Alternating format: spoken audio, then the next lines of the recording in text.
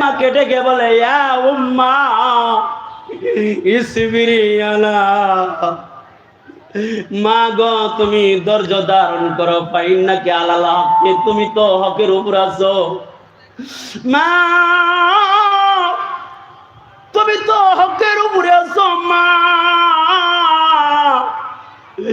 এই ছোট্ট বাচ্চাটাকে যখন কারার মধ্যে তেলের মধ্যে দিয়ে ফেলল, এই ছোট বাচ্চার রুহটা ইল্লিনে যখন অর্ধ জগতে রওনা দিয়েছে, তখন ছোট্ট বাচ্চার রুহটা ডেকে বলে মা তুমি বিচলিত হইও না, ওটা কোনো আগুন না, আগুন না, ওইটা হলো জান্নাতের দরজা। ওইটার মধ্যে যখন ফিরাউন ফেলে দিবে, তুমি তার আগে তোমার রুহটা কবজ করে আল্লাহ তাআলা জান্নাতে পৌঁছায় দেবে।